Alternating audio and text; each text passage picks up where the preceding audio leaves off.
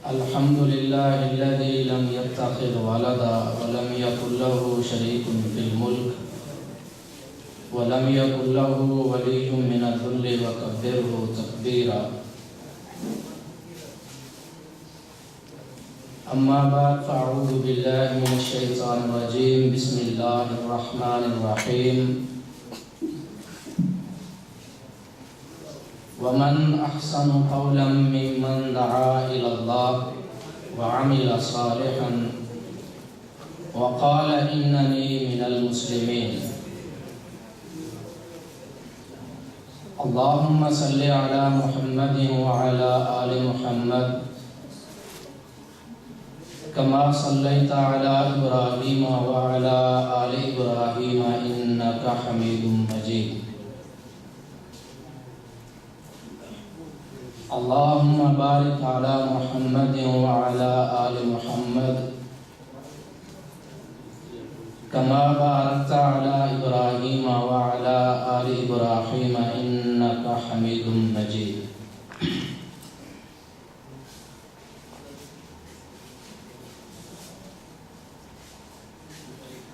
دنیا کے اندر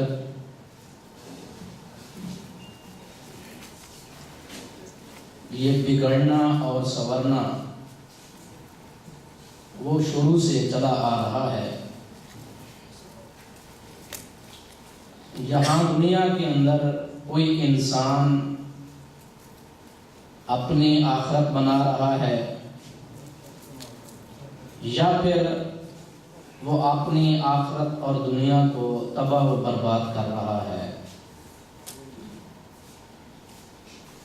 یہ دونوں کام اس دنیا کے اندر چل رہے ہیں اور جو مخلوق گزر چکی ہے ان انسانوں میں بھی یہ دو قسمیں موجود تھیں. یا تو وہ کامیاب تھے یا پھر اس دنیا کے اندر بھی اور آخرت کے اندر بھی ناکام ہو کر گزر گئے. اور موجودہ انسان جو اس دھرتی پر زندگی بسر کر رہے ہیں ان میں بھی یہی دو قسمیں ہیں. یا تو مسلمان کامیابی کی طرف جا رہا ہے یا پھر وہ ناکامی کی دلدل کے اندر دھنستا چلا جا رہا ہے. انسان چاہے وہ پہلے والے ہوں جو گزر چکے یا آج کے انسان ہوں، ان سب لوگوں میں سب سے عظیم انسان، سب سے عزت اور وقار والا انسان، دنیا اور آخرت کے اندر عزت پانے والا انسان وہ ہے کہ جس کو اللہ رب العزت ارشاد فرماتے ہیں وَمَنْ أَحْسَنُ قَوْلًا مِّمَّنْ دَعَا إِلَى اللَّهِ، کہ وہ انسان عزت والا، شان اور شوکت والا ہے دنیا میں بھی اور آخرت میں بھی، جو انسانوں کو رب کی طرف بلاتا ہے. اس کے علاوہ دنیا میں کوئی عزت دار نہیں اور نہ ہی آخرت کے اندر کوئی کامیاب ہو سکتا ہے. اس آیہ مبارکہ کے اندر اللہ تعالیٰ نے 3 صفات کو بیان فرمایا. ایک دعوت اللہ وعامل صالحہ اور نیک اعمال، اور تیسری بات کہ مسلمان کو اپنے اسلام پر فخر بھی ہونا چاہیے کہ میں مسلمان ہوں. وقال اننی من المسلمین، اور یہ انسان کھلم کھلا کہتا ہے کہ میں مسلمان ہوں. اللہ تعالیٰ ارشاد فرماتے ہیں یہ 3 صفات جس مسلمان کے اندر، جس انسان کے اندر پائی جاتی ہیں وہ کامیاب ہے. اس کی عظمت کا کوئی ٹھکانہ نہیں ہے، چاہے دنیا ہو یا آخرت.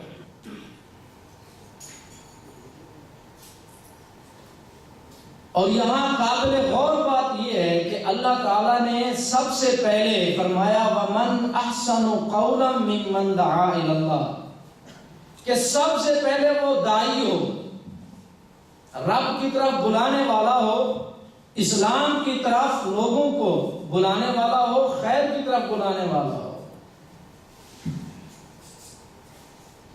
اس کے بعد اللہ تعالیٰ نے تذکرہ فرمایا کہ وہ نیک اعمال بھی کرتا ہو۔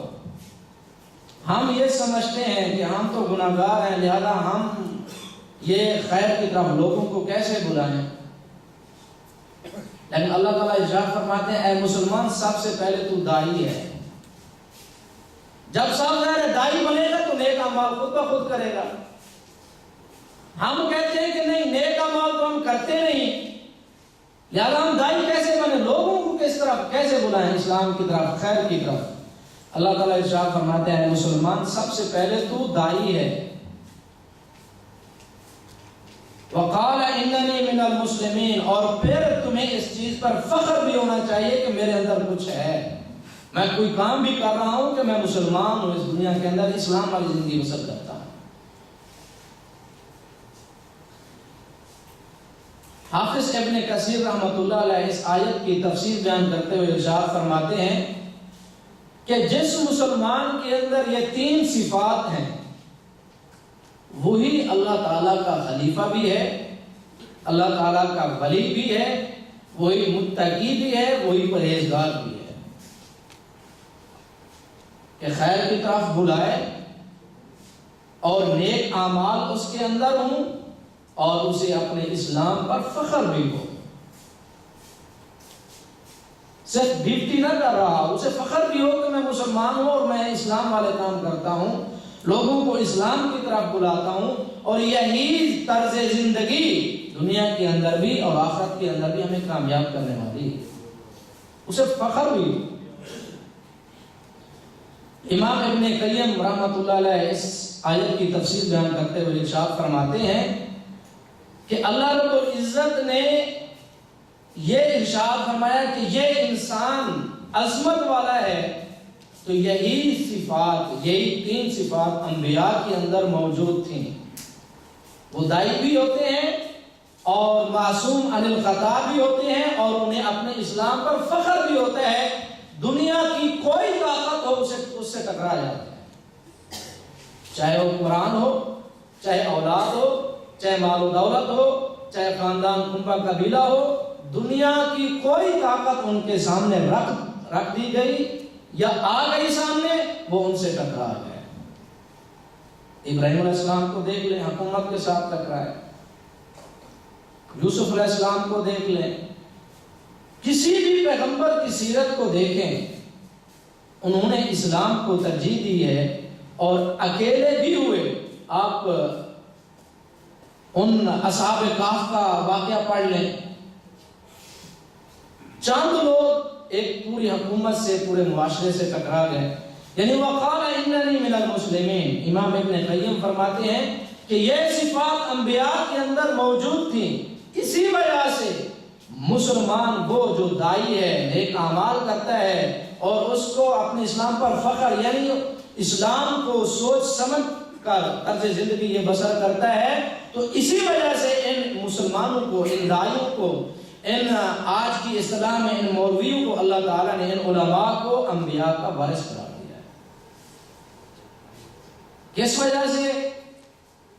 کہ وہ دائی ہیں، ان کے اندر یہ تین صفات جو انبیاء میں پائی جاتی ہیں یہ ان علماء میں پائی جاتی ہیں۔ اور فرماتے ہیں یہ صرف یہ دعوت کا فریضہ، فرض ہے، لیکن بعض علماء کہتے ہیں فرض کفایہ ہے، لیکن بعض اوقات ایک انسان پر واجب ہو جاتا ہے، تو یہ ہر ایک مسلمان پر واجب ہے۔ کوئی مسلمان یہ نہ سمجھے کہ ہم عالم نہیں لہذا ہم دائی نہیں، ہمارے اندر یہ صفات نہیں، جو بھی مسلمان کلمہ پڑھتا ہے، جو انسان، اس کے اندر یہ تین صفات ہونا چاہیے۔ امام ترمذی رحمۃ اللہ علیہ ایک حدیث لائے ہیں فضیل بن عیاض کے حوالے سے، وہ فرماتے ہیں کہ جس مسلمان کے اندر یہ تین صفات پائی جاتی ہیں وہ دائی ہے، خیر کا دائی ہے اور اس کی طرف بلاتا ہے۔ آسمانوں کے اندر اس کو کبیر کے نام سے پکارا جاتا ہے۔ وہ مسلمان جو خیر کی طرف بلاتا ہے، نیک اعمال کرتا ہے اور اپنے اسلام کو دل اور دماغ کے ساتھ سمجھتا ہے، عمل کرتا ہے، آسمانوں میں اس کو کبیر کے لفظ سے، کبیر کے لقب سے پکارا جاتا ہے۔ عبد الرحمن مبارک پوری رحمۃ اللہ علیہ، جنہوں نے الرحیق المختوم سیرت النبی پر کتاب لکھی، وہ فرماتے ہیں کہ کبیر کے لفظ سے کیوں یاد کیا جاتا ہے ان کو؟ اس وجہ سے کہ اللہ رب العزت نے اس دنیا کے اندر سب سے عزت اور وقار اور شان و شوکت کسی کو دی، وہ صرف اور صرف انبیاء ہیں، ان کے بعد دوسری مخلوق۔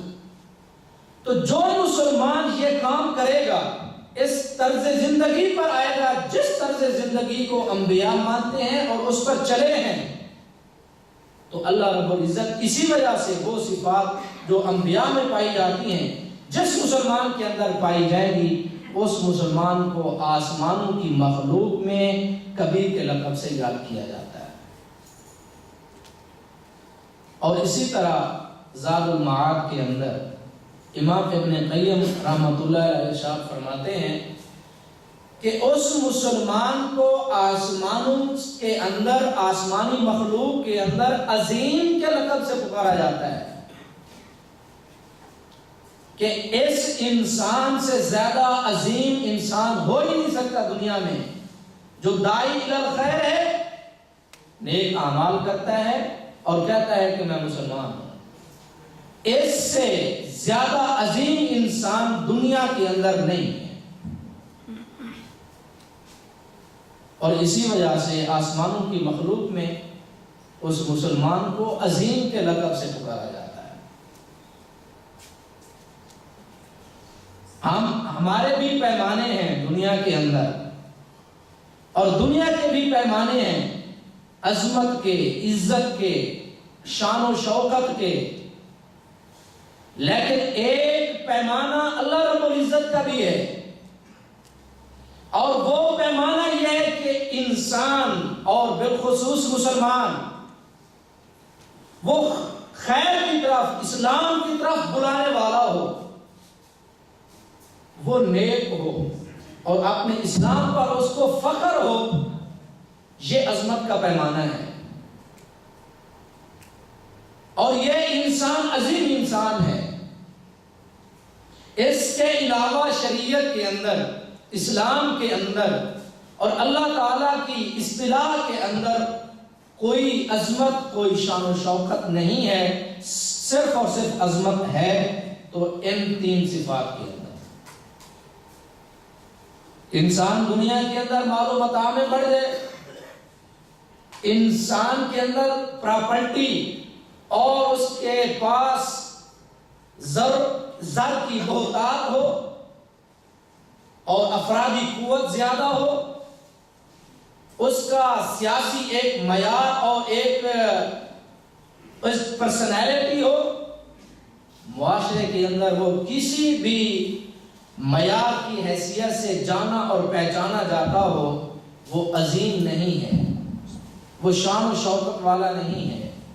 اللہ تعالیٰ نے عزت اور وقار کو اگر رکھا ہے تو پھر ان تین صفات کے اندر رکھا ہے۔ یہ الگ بات ہے کہ ہمارے معیار الگ ہیں، دنیا کا معیار الگ ہے، اور آج کی انسانیت جن چیزوں میں عزت تلاش کرتی ہے وہ معیار الگ ہیں، لیکن جس چیز کو معیار اللہ رب العزت نے بنایا وہ الگ ہے، اور وہ کیا ہے کہ انسان اللہ تعالیٰ کا فرما بردار بنے، نیک بنے، اور پھر اس اسلام پر، اس طرز زندگی پر اس کو فخر کرنا چاہیے۔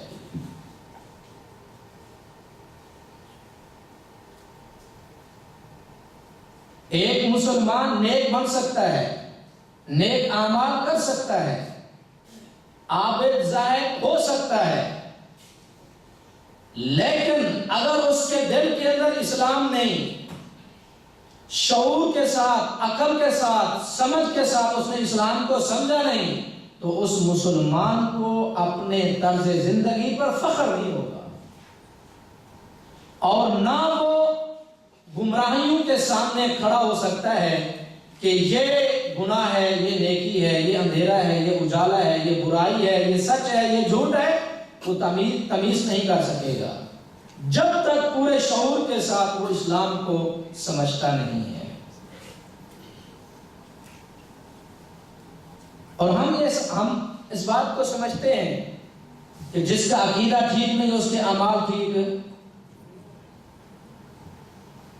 میں آپ کو ایک مثال دیتا ہوں کہ انسان کسی سوچ پر جمتا کیسے ہے کہ بس میں یہ کروں گا، اس کے علاوہ کچھ نہیں کروں گا، اور اس سوچ کے پیچھے ہر چیز کو چھوڑ دیتا ہے۔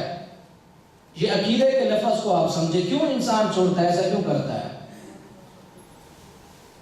ہمیں یہ کہ عقیدہ جس کا صحیح نہیں، اس کے اعمال صحیح نہیں، اس کی زندگی صحیح نہیں، اس کی آخرت ختم ہے۔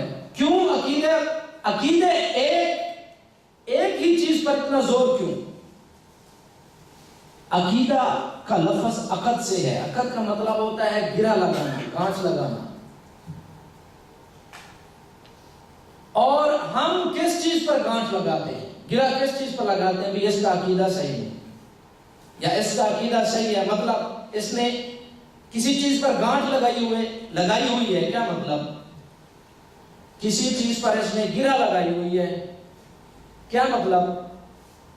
اس کا مطلب یہ ہے کہ جس مسلمان کا عقیدہ صحیح ہے، اس مسلمان کی صرف اور صرف ایک ہی سوچ ہے بس، اور اس سوچ پر اس نے گرہ لگائی ہوئی ہے کہ میں اپنی اس سوچ کے بہر جا ہی نہیں سکتا۔ اس مسلمان کے دل کے اندر ایک سوچ، اس کے اعمال کے اندر صرف ایک سوچ، اس کی زبان کے اندر صرف ایک سوچ، اس کی زندگی، اس کی خوشی، اس کی غمی، اس کا سب کچھ صرف ایک ہی سوچ کے پیچھے وہ کام کرتا ہے، اور اسی کو وہ پلے باندھے ہوئے ہے، بس اس کے آگے کچھ نہیں کرتا، اس کے پیچھے بھی کچھ نہیں کرتا۔ اس کو عقیدہ کہتے ہیں، اس کو گرہ لگانا کہتے ہیں۔ اور وہ کیا ہے کہ اللہ ہمارا خالق ہے، اللہ ہمارا مالک ہے، اسلام ہماری شریعت ہے، بس یہ ہے عقیدہ، یہ ہے گانٹھ لگانا، یہ ہے گرہ لگانا۔ اس کے علاوہ مسلمان دوسری کوئی بات نہیں سنتا ہے۔ یہی چیز ہے کہ وقال اننی من المسلمین، میں مسلمان ہوں، مجھے فخر ہے کہ میں نے اس پر گرہ لگا لیا، میں نے سوچ لیا، میں نے سمجھ لیا کہ دنیا کے اندر زندگی گزارنی کیسی ہے،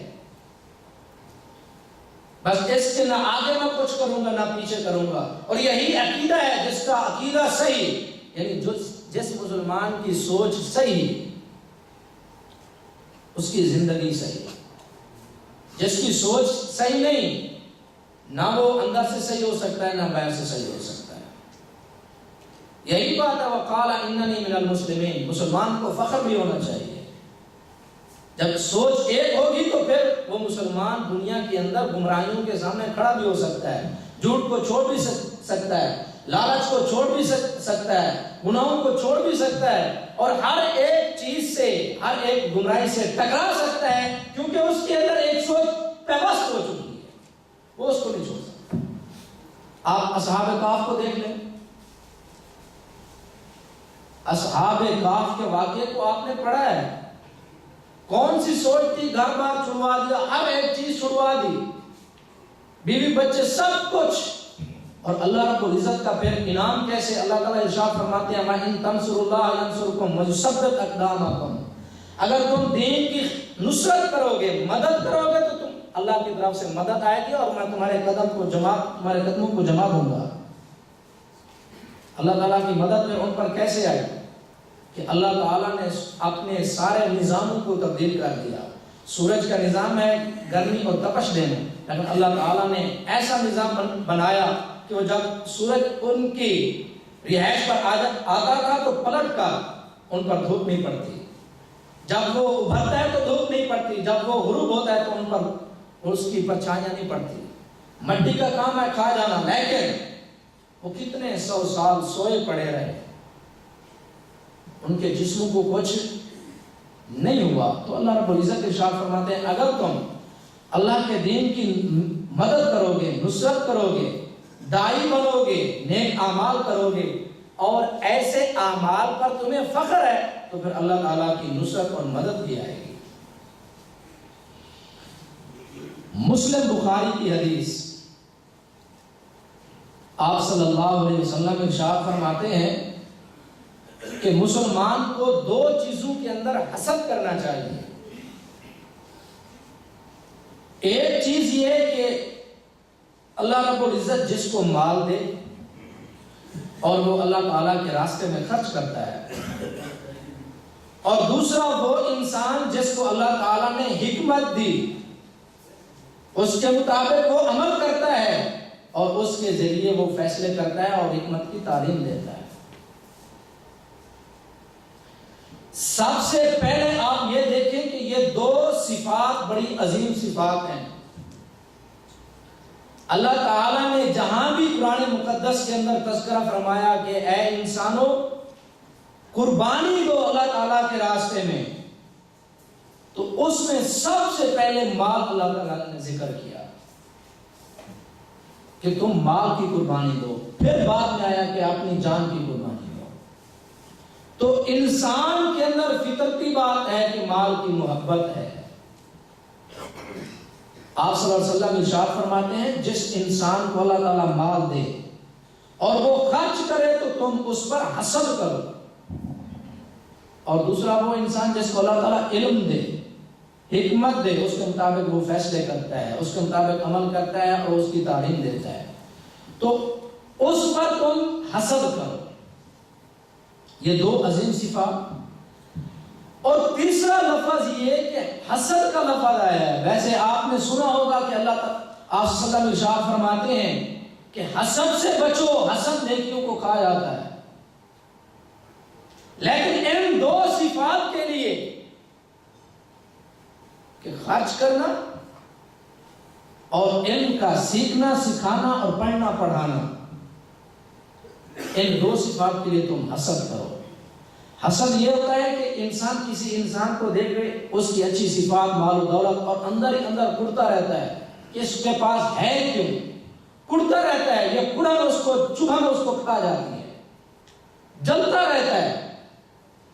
لیکن آپ صلی اللہ علیہ وسلم ارشاد فرماتے ہیں کسی انسان کو تم دیکھو کہ وہ اللہ کے راستے میں خرچ کر رہا ہے تو تمہارے اندر چبھن ہونی چاہیے کہ اللہ میرے پاس ہوتا تو میں بھی خرچ کرتا، اور وہ چبھن تمہیں بیٹھنے نہ دے. یعنی ایسی صرف اپنے اندر پیدا کرو. اور اسی طرح جس کے اندر علم ہے اس کے مطابق وہ عمل کرتا ہے، اس کی وہ تعلیم دیتا ہے، تو تمہارے دل کے اندر وہ چبھن ہونی چاہیے کہ ہم بھی علم حاصل کرتے، دین پڑھتے اور رب کی طرف لوگوں کو بلاتے، اللہ تعالیٰ کے سامنے شعور کے ساتھ سجدے کرتے. یہ گڑن تمہارے اندر ہونی چاہیے تھی اور ہونی چاہیے، تمہیں حسد کرنا چاہیے. لیکن ہم دیکھتے ہیں کہ یہ گڑن اور چبھن ہم اپنے اندر محسوس نہیں کرتے. کہ کوئی انسان اللہ تعالیٰ کے راستے میں خرچ کر رہا ہے، ہمیں دیکھ کے یہ احساس نہیں ہوتا کہ کاش ہمارے پاس ہوتا مال اور ہم بھی یوں خرچ کرتے. ہاں یہ ضرور ہوتا ہے کہ کاش اے اللہ ہمارے پاس مال و دولت ہوتا، ہم ایک کی بجائے 2 بلڈنگیں بناتے، ہمارے پاس پراپرٹی کی کچھ چیزیں موجود 2 ہیں تو ہم 4 بنا لیتے، اور اس کے بارے میں ہم طرح طرح کے سوچیں، منصوبے، خیالات اپنے اندر پالتے رہتے ہیں. یہ چبھن ضرور ہے کہ ہمارے پاس مال ہوتا تو ہم کچھ اور بنا لیتے دنیا کے اندر، فی سبیل اللہ نہیں. اور دوسری طرف علم ہے، اور یہ بھی چبھن ضرور ہوتی ہے کہ کاش ہمارے پاس یہ مہارت ہوتی تو ہمارے 4 پیسے بڑھ جاتے، ہمارے پاس فلاں وقت ہوتا، اس وقت میں ہم یہ پڑھتے، یہ سیکھتے، دنیا میں ہمیں کچھ فائدہ دیتی۔ ہمارے اندر یہ چبھن ضرور ہے کہ کچھ مہارتیں ہم اپنی ڈیوٹی کے علاوہ حاصل کرتے، وہ دنیا کے کمانے میں ہمارے کام آتی، اس کے بارے میں ہم سوچتے بھی ہیں اور منصوبے بھی بناتے ہیں، ملاقاتیں بھی کرتے ہیں، مشورے بھی کرتے ہیں، اپنے سے بھی دوستوں سے بھی، لیکن یہ دین کا علم، اس کے بارے میں ہمیں سوچ نہیں آتی۔ چاہے دائی کا بننا الگ رہا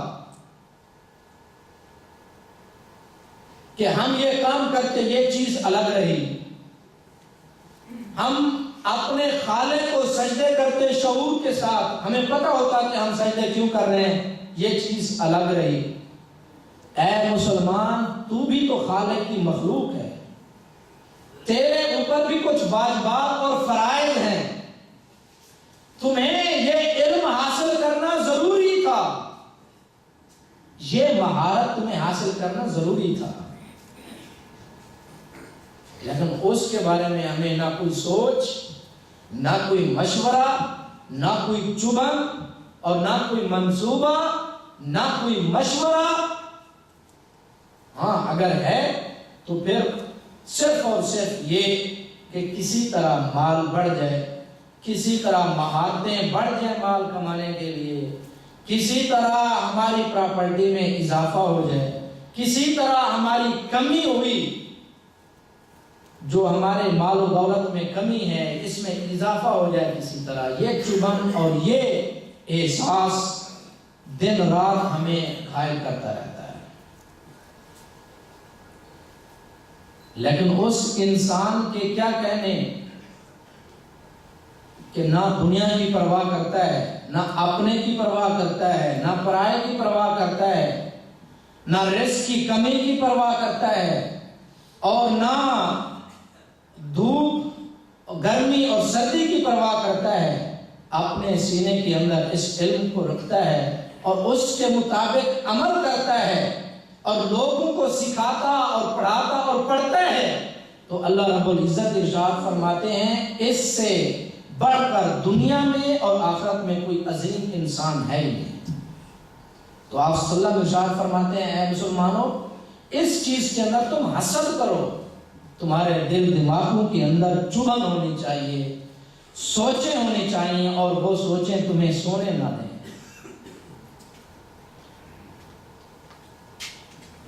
اور یہ دعوت اللہ، دین کی طرف دعوت دینا، خیر کی طرف بلانا، یہ ہر مسلمان پر فرض ہے۔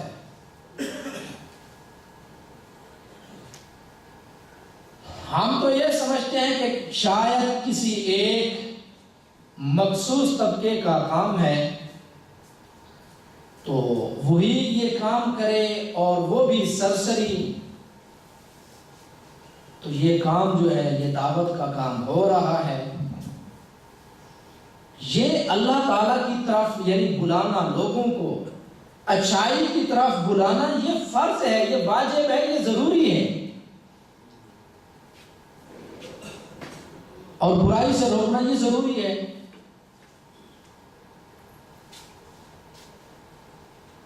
مثلا دنیا کے اندر ایک مثال کے طور پر گھر ہے، ایک والد جو گھر کا سربراہ ہے، کیا وہ کسی چیز کا حکم نہیں دیتا؟ کیا وہ کسی چیز سے روکتا نہیں؟ روکتا ہے، حکم بھی دیتا ہے۔ تو وہ احکام کون سے ہیں، حکم کون سا ہوتا ہے، وہ روکنا کیا ہوتا ہے؟ یہی تو دعوت ہے کہ اس سربراہ کو چاہیے کہ وہ خیر کی طرف بلائے، اولاد کی تربیت کرے، برائی دیتا ہے تو روک ڈالے۔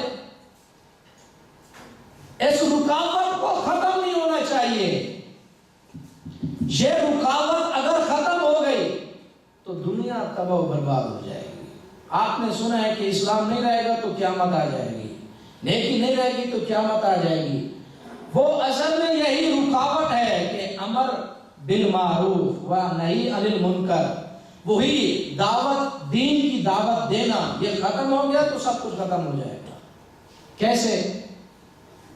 ایک گھر ہے، اگر ایک والد اپنی اولاد کو فری ہینڈ دے دے کہ جو تمہاری مرضی ہے کرو، ایک ماں اولاد کو کھلی چھٹی دے دے، جو تمہاری مرضی ہے وہ کرو، ماں کی عزت، ماں کا دوپٹہ پھر وہ ماں کا دوپٹہ نہیں رہے گا، باپ کی عزت پھر وہ باپ کی عزت نہیں رہے گی، پھر گھر کے اندر نہ کوئی بڑا ہوگا نہ کوئی چھوٹا ہوگا، جس کی مرضی آئے گی جو چاہیں گے وہ کریں گے، پھر گھر بچے گا؟ گھر نہیں بچے گا۔ جب رکاوٹ ہی نہیں رہی،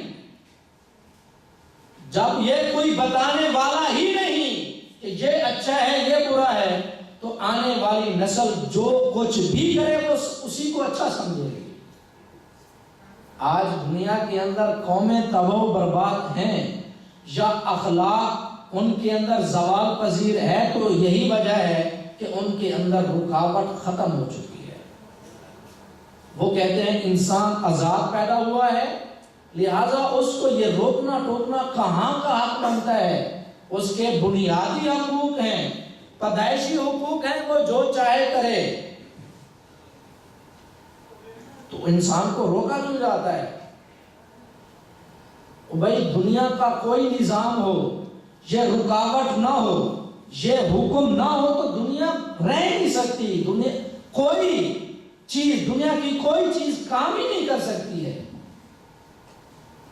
اگر ہوا حد کے اندر نہ ہو تو بھائی آئے گی کہ نہیں؟ پانی اپنی حدود قیود کے اندر نہ ہو تو بھائی کرے گا کہ نہیں؟ تو بربادی لاتی ہے۔ انسان کی بھی حد ہے، اس کے لیے اللہ تعالیٰ نے آسمان سے یہ شریعت نازل کی ہے، اور یہی شریعت اس کی حد ہے۔ اس سے اگر نکلے گا تو تباہ و برباد ہو جائے گا، اگر یہ شریعت کے مطابق نہیں بہتر زندگی گزارے گا تو پھر یہ اس کی بربادی ہے۔ اس رکاوٹ کے بغیر تو دنیا کا کوئی قانون چل نہیں سکتا ہے۔ تو یہ دعوت دینا یہ فرض ہے، ہر انسان، ہر مسلمان پر فرض ہے کہ وہ خیر کی طرف بلائے، نیکی کی طرف بلائے۔ اور اللہ رب العزت ارشاد فرماتے ہیں، حدیث قدسی ہے کہ انسان چاہتا ہے کہ میں اللہ تعالیٰ کے قریب ہو جاؤں، اور قربت کے وسائل اور ذرائع استعمال کرتا ہے۔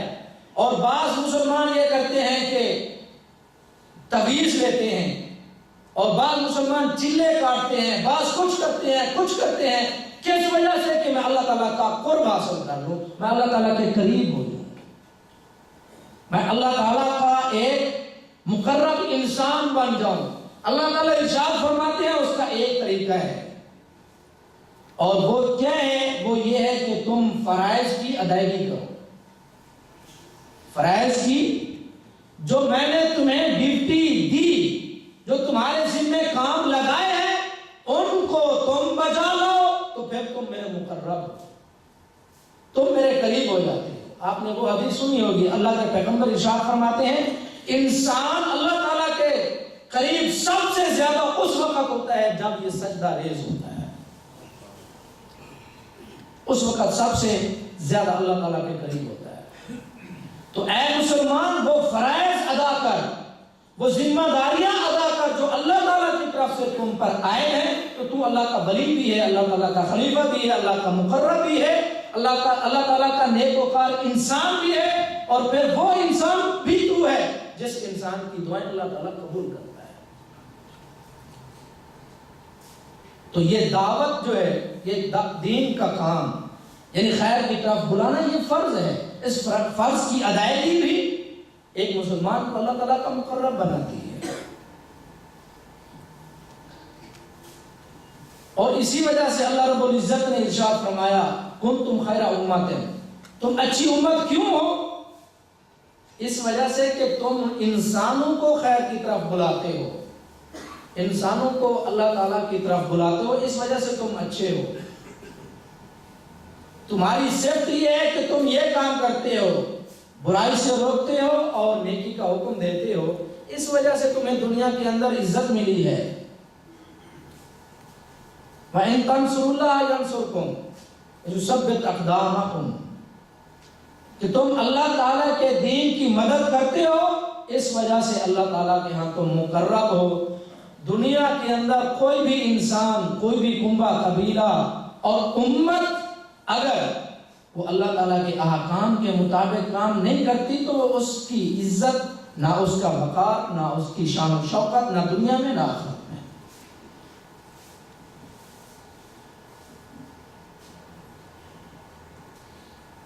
اس بات کو امام فخر الدین رازی رحمۃ اللہ علیہ وہ فرماتے ہیں کہ اللہ رب العزت نے سورہ کوثر کے اندر وہ ساری صفات جمع کر دی جو ایک مسلمان کے لیے لازمی ہیں. اور وہ صفات کون سی ہیں؟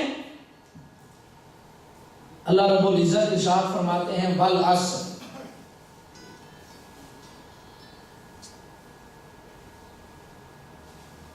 ہمیں زمانے کی قسم ہے، سب انسان خسارے میں، صرف وہ انسان کامیاب ہونے والے ہیں کہ جن کے اندر یہ چار صفات ہیں. ایمان ہے، نیک اعمال ہے، تواصی بالحق ہے، تواصی بالصبر ہے. یہ صفات کسی مزدور میں، کسی ان پڑھ میں، کسی عالم میں، کسی نوکری کرنے والے میں، وہ مسلمان کسی بھی شعبہ ہے زندگی سے تعلق رکھتا ہے، اس کے اندر یہ چار صفات ہونی چاہیے. ایمان ہو، نیک اعمال، تواصی بالحق اور تواصی بالصبر. اور امام رازی رحمۃ اللہ علیہ ارشاد فرماتے ہیں کہ ایک مسلمان کہے کہ میں مومن ہوں تو وہ نمازیں پڑھتا رہے، روزے رکھتا رہے، نیکوکار بنتا رہے، تو اللہ رب العزت ارشاد فرماتے ہیں مجھے ایسے نیک انسان کی ضرورت ہی نہیں. کیوں؟ دو آگے ایسی صفات ہیں جو اس پر واجب ہے کہ دوسرے ایک مسلمان کی رہنمائی کرے، تواصی بالحق کرے، تواصی بالصبر کرے. کیوں کہ ایمان اور نیک اعمال یہ ایک مسلمان کی ذاتی صفت ہے، وہ نیک اعمال کرتا ہے، وہ مسلمان بھی ہے، نمازی بھی ہے، روزے بھی رکھتا ہے. اللہ رب العزت ارشاد فرماتے ہیں کہ دوسرے مسلمان کی رہنمائی کرنا اسی طرح واجب اور فرض ہے جس طرح تجھ پر نماز فرض ہے، تجھ پر روزہ فرض ہے، تجھ پر زندگی میں حج فرض ہے، اسی طرح مسلمان کی رہنمائی کرنا تجھ پر فرض ہے. اور وہ حدیث آپ کو یاد ہوگی کہ اللہ کے پیغمبر صلی اللہ علیہ وسلم کے پاس دو شخصوں کا ذکر کیا گیا کہ ایک شخص عالم دین ہے اور ایک عابد ہے. آپ صلی اللہ علیہ وسلم سے پوچھا گیا اے اللہ کے پیغمبر ان دونوں میں سے اچھا کون ہے؟ آپ صلی اللہ علیہ وسلم نے ارشاد فرمایا کہ ان دونوں میں سے اچھا جو ہے وہ عالم دین ہے، اور اس کی فضیلت عابد پر ایسی ہے جیسی کہ تمہارے اندر ایک ادنا شخص پر میری فضیلت ہے.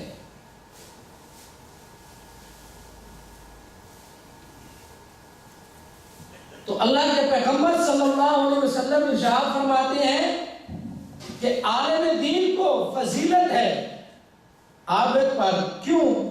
اس وجہ سے کہ عابد کی عبادت، اس کی ریاضت، اس کے نیک اعمال، اس کی نیکیاں، اس کی نمازیں، اس کے روزے، اس کے حج اور زکاتیں، خیراتیں، سب کچھ صالحات وہ اس کی اپنی ذات کے لیے ہے.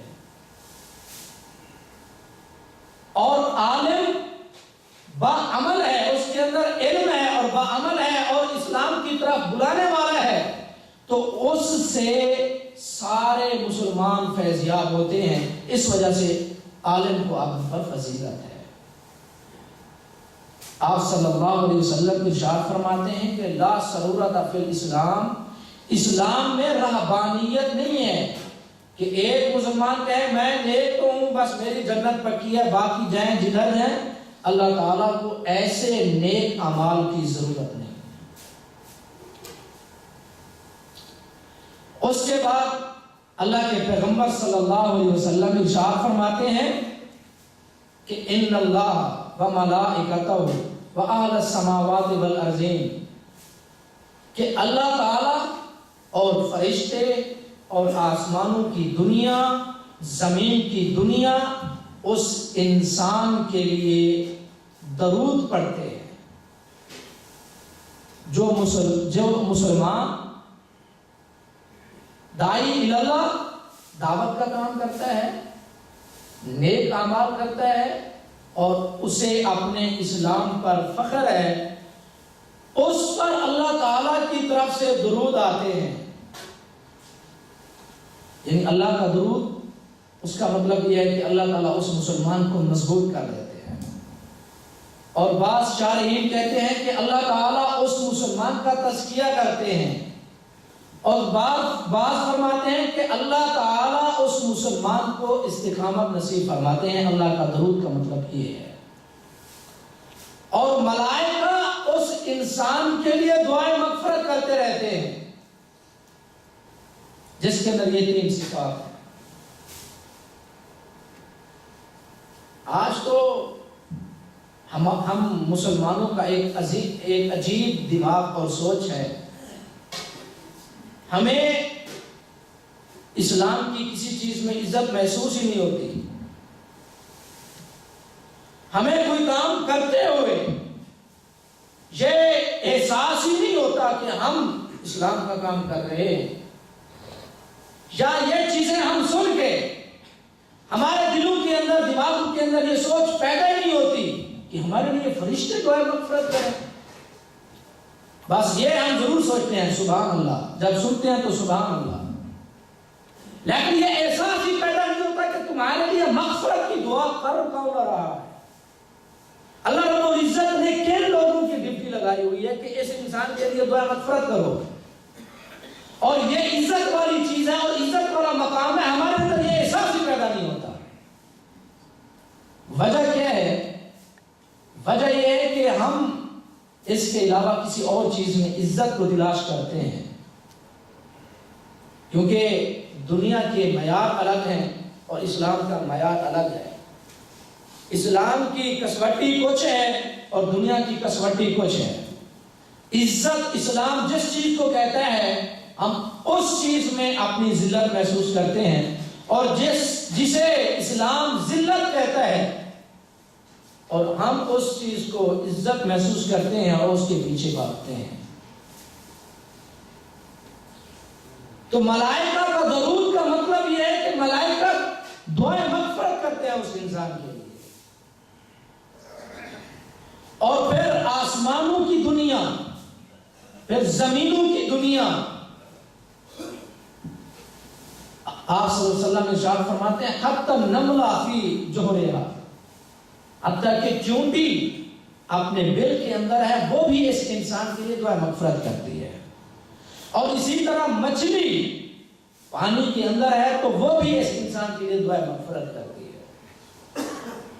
اور شارحین نے لکھا ہے کہ اللہ کے پیغمبر صلی اللہ علیہ وسلم نے یہ کیوں ارشاد فرمایا کہ ایک طرف چونٹی اور دوسری طرف مچھلی. تو شارحین فرماتے ہیں کہ چونٹی کیونکہ خشکی پر رہتی ہے، پانی سے اس کو واسطہ نہیں ہے، تو اس کا مطلب یہ ہے کہ دنیا کے اندر خشکی پر رہنے والے جتنے بھی جانور ہیں وہ اس مسلمان کے لیے دعا مغفرت کرتے ہیں. اور اسی طرح ایسی مخلوق جس کو پانی سے واسطہ ہے، جن کی زندگی پانی سے وابستہ ہے، وہ مخلوق اس انسان کے لیے، اس مسلمان کے لیے دعا مغفرت کرتی رہتی ہے. وجہ کیا؟ سبب کیا؟ کیوں کی دعا کہ یہ مسلمان اللہ کی طرف انسانوں کو بلاتا ہے، نیک ہے اور اپنے اسلام پر فخر کرتا ہے، بس اسی وجہ سے اللہ تعالیٰ نے ان کی ڈیوٹیاں لگا دی کہ اس مسلمان کے لیے دعا مغفرت کرو، چاہے ملائکہ ہوں، چاہے دنیا کی کوئی اور خشکی والی مخلوق ہو یا پانی والی مخلوق ہو۔ تو کیا یہ عزت والا مقام نہیں ہے؟ کیا اس میں ایک مسلمان اپنے آپ کو یہ نہ سمجھے کہ یہ عزت والا اور عظمت والا کام ہے، اور ملائکہ فرشتے میرے لیے دعائے مغفرت کریں؟ میں نے شروع میں عرض کیا کہ دنیا بن بھی رہی ہے، بگڑ بھی رہی ہے، آ بھی رہی ہے، جا بھی رہی ہے۔ کامیاب وہ انسان ہے، عظیم وہ انسان ہے، پختہ سوچ کا مالک وہ انسان ہے جو قدم قدم پہ سوچ کے چلتا ہے کہ میرے رب نے میرے لیے کیا حکم نازل کیا ہے۔ اور اس بارے میں 4 شعبے، 4 چیزیں انسان کو، ایک مسلمان کو جو یہ کام کرتا ہے اس کے دل دماغ کے اندر یہ 4 باتیں ضرور آتی ہیں۔ جو اللہ تعالیٰ کی طرف بلاتا ہو، یعنی خیر کی طرف بلاتا ہو، وہ چاہے خیر کسی بھی چیز سے تعلق رکھتی ہو، دنیا کی زندگی سے کہیں بھی کسی شعبے سے خیر اگر تعلق رکھتی ہے تو وہ انسان خیر کی طرف بلاتا ہے، شر سے لوگوں کو بچاتا ہے اور اس سے روکتا بھی ہے۔ 4 چیزیں اس انسان کے اندر ضرور پیدا ہوتی ہیں۔ سب سے پہلی بات تو یہ کہ وہ اگر اس کام کو چھوڑے یا دوسرے مسلمان اگر نہیں کرتے، ان کے اندر یہ سوچ پیدا ہوتی ہے کہ دوسروں کے جو گناہ ہیں، دوسروں کی جو گمراہیاں ہیں، دوسروں کے جو کالے کرتوت ہیں یا برے کام ہیں، وہ مجھے نقصان نہیں دیں گے، زیادہ مجھے کیا ضرورت ہے اس کو روکنے کی، یہ برا ہے تو ہوتا رہے، اس کی برائی مجھے کیا نقصان دے گی۔ وہ حدیث آپ نے سنی ہے کہ اگر ایک شخص خوشبو والے کے ساتھ بیٹھے تو اس کو دھوئیں کی خوشبو نہیں آئے گی، آگ کی تپش اس کو نہیں آئے گی، بلکہ خوشبو ہی ہے۔ ہاں اگر وہ آگ کے ساتھ کسی لوہار کے ساتھ بیٹھا ہے، اس کے پاس بھٹی جل رہی ہے تو اس کو آگ کی تپش محسوس ضرور ہوگی۔ تو یہ دنیا کا قانون ہے کہ اگر آپ کسی کو روکتے نہیں ہیں، ایک نہ ایک دن تدریجاً آہستہ آہستہ وہ چیز آپ کے اندر سرایت کر جائے گی۔ ایک گھر کا نظام ہے، اگر باپ اس برائی سے اپنے بچوں کو، بڑوں کو، چھوٹوں کو، عورتوں کو، مردوں کو روکتا نہیں ہے تو آہستہ آہستہ وہ چیز، وہ برائی اس کے اندر سرایت کر جائے گی۔ اگر سرایت نہ بھی کرے تو اس برائی کے لیے دل کے اندر نرم گوشہ ضرور پیدا ہو جائے گا، اور نرم گوشے کا پیدا ہونا وہ رکاوٹ کا ختم ہونا ہے۔ آپ کو پتہ ہے کہ اس عقل کا معنی کیا ہے؟ عقل کا مطلب کیا ہے؟ عقل کس کو کہتے ہیں؟ عقل کا مطلب ہے رکاوٹ۔ ایک انسان ہم اس کو کہتے ہیں کہ یہ عقل مند ہے، تو کس وجہ سے کہتے ہیں؟ اس وجہ سے کہ یہ اچھائی میں تمیز کرتا ہے، برائی میں تمیز کرتا ہے، اس کو اچھے کی برے کی تمیز ہے، اس کو اندھیرے اور اجالے کی سمجھ ہے، اس کو اپنے اور پرائے کی پرکھ ہے، اس کو نیکی اور برائی کی پرکھ ہے۔ اور یہ پرکھ کیوں آتی ہے؟ یہ عقل کرواتی ہے۔ اے انسان ادھر نہ جا، یہ کیوں؟ یہ آگ ہے۔ عقل رکاوٹ پیدا کرتی ہے، انسان کو جانے نہیں دیتی۔ گناہ آ جاتا ہے تو عقل رکاوٹ پیدا کرتی ہے، جانے نہیں دیتی۔ اسی طرح جھوٹ آ جاتا ہے، یعنی کوئی بھی چیز دنیا کے اندر یہ عقل سارا کام کرتی ہے، انسان کو رکاوٹ پیدا کرتی ہے، انسان کے ہر برے کام میں اور اچھے کام میں اس کو راہ دکھلاتی چلی جاتی ہے۔ عقل کا مطلب ہی رکاوٹ ہے۔ جب ایک باپ کے اندر نرم گوشہ پیدا ہوتا ہے تو عقل جاتی رہتی ہے، وہ رکاوٹ ختم ہوتی جاتی ہے، تو پھر وہ سارے راستے آہستہ آہستہ خود پیدا کر لیتا ہے، سارے کام وہ خود کرواتا ہے، پھر وہ زبان کو تالا لگا لیتا ہے۔ اور یہی اصول ہر انسان کے لیے ہے، برائی کو دیکھتا ہے، اس کے اندر چبھن ہے، بولتا ہے تو اس کے اندر عقل ہے، رکاوٹ ہے، اگر بولتا نہیں تو وہ ایسا ایسا ختم ہوتی جاتی ہے۔ تو یہ چیز غلط ہے کہ ایک مسلمان یہ سمجھے کہ فلاں تو گناہ کر رہا ہے جی، اس کے گناہ مجھے کو نقصان نہیں دیں گے۔ نہیں، اگر تو اس کے خلاف بولتا نہیں، وہی گناہ یا اس گناہ کے متعلق جو تیری سوچ تھی وہ سوچ آہستہ آہستہ رزق ختم ہوتی جائے گی، نرم گوشہ اس گناہ کے متعلق آتا چلا جائے گا، اور اس طرح تیری وہ رکاوٹ جو اللہ نے عقل کے ذریعے بنائی تھی وہ ختم ہوتی جائے گی۔ تو ایک مسلمان کو ایک گناہ کے خلاف بولنا چاہیے، یہ مت سمجھے کہ میں دوسروں کو روکتا نہیں، میرے اندر نہیں آئے گی، میری اولاد ٹھیک رہے گی، میرا اسلام تو ٹھیک ہے، میری نماز تو ٹھیک ہے، میری اولاد ٹھیک ہے، باقی سب جدھر جاتے ہیں جائیں، غلط بات ہے۔ اور یہ ایسی طرز زندگی، ایسی نیکی اللہ تعالیٰ کو بھی پسند نہیں ہے۔ اور دوسری بات یہ کہ جب یہ مسلمان یہ کام کرتا ہے کہ زندگی کے ہر شعبے میں ایک مسلمان کی سوچ بنتی ہے کہ یہ اچھا کام ہے یہ کر لو، یہ اچھا کام ہے یہ کر لو، یہ برا ہے چھوڑو، یہ چھوڑو، یہ چھوڑو، تو جب ایسے کرنے لگ جاتا ہے تو بعض اوقات اس سے گناہ سرزد ہوتے ہیں، تو وہ مسلمان سمجھتا ہے جب میں خود ہی گناہ کرنے لگا ہوں اب دوسروں کو کیا کہوں گا، دوسرے لوگ مسلمان مجھے کیا کہیں، خود تو یہ کرتا ہے اور پھر اب ہمیں کہتا ہے کہ نیک کام کرو۔ ان مسلمانوں کو یہ آیت اپنے سامنے رکھنی چاہیے کہ اللہ تعالیٰ ارشاد فرماتے ہیں وَمَنْ أَحْسَنُ قَوْلًا مِّمَّنْ دَعَا إِلَى اللَّهِ، سب سے پہلے مسلمان کو داعی بننا ہے، وَعَمِلَ صَالِحًا دوسرے نمبر پر ہے، وہ دعوت کا کام مت چھوڑے۔ یہ تو گناہ اور ثواب ایمان کا اتار چڑھاؤ زندگی میں ہوتا رہتا۔ آپ نے وہ حدیث سنی ہے، حضرت حنظلہ رضی اللہ تعالی عنہ ارشاد فرماتے ہیں اے اللہ کے پیغمبر، حضرت ابو بکر صدیق رضی اللہ تعالی عنہ کو لے کر گئے، فرماتے ہیں اے اللہ کے پیغمبر حنظلہ تو منافق ہو گیا ہے۔ آپ نے ارشاد فرمایا کیوں؟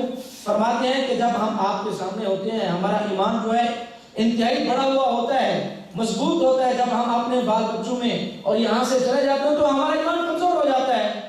اللہ کے پیغمبر ارشاد فرماتے ہیں اے حنظلہ اگر تمہاری حالت ویسی رہے جیسی حالت تمہاری میرے سامنے ہوتی ہے، ایمان مضبوط ہوتا ہے، اگر زندگی کی ہر حالت میں تمہارا ایمان ایسا ہی ہو تو پھر ایسا ہونا چاہیے آسمان سے فرشتے اترے راستے میں تمہیں سلام کرتے پھرے،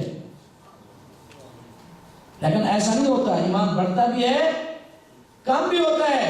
مسلمان کو اگرچہ گناہ سرزد ہوتے ہیں تو اس دعوت کے کام کو چھوڑنا نہیں چاہیے۔ کیوں؟ وَمَنْ أَحْسَنُ مِمَّنْ دَعَا إِلَى اللَّهِ، پہلے مسلمان داعی بنے، داعی جب بنتا ہے تو گناہ خود بخود مسلمان سے چھوٹنا شروع ہو جاتے ہیں۔ تیسری بات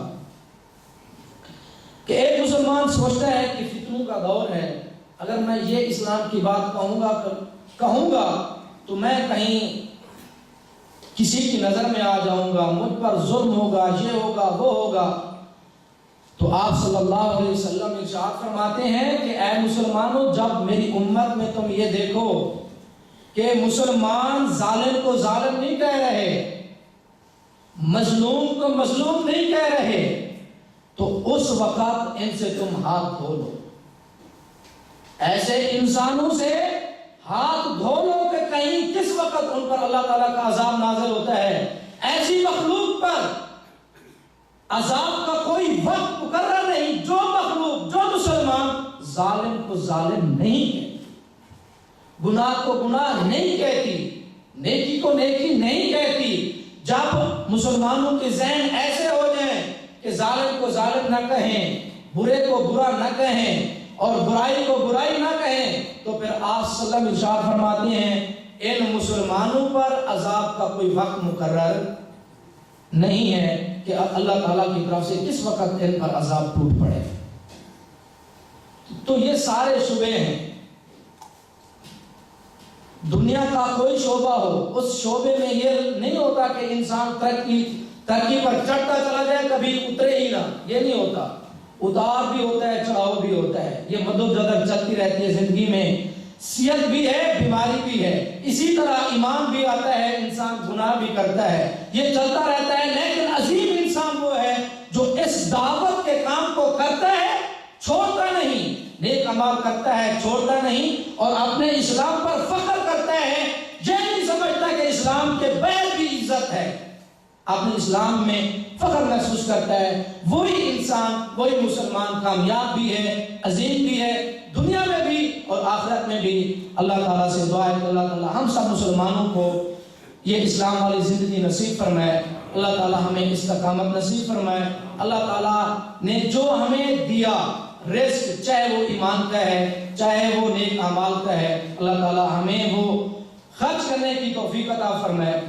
اللہ تعالیٰ ہمیں نیک اعمال پر استقامت نصیب فرمائے. وما علینا الا البلاغ.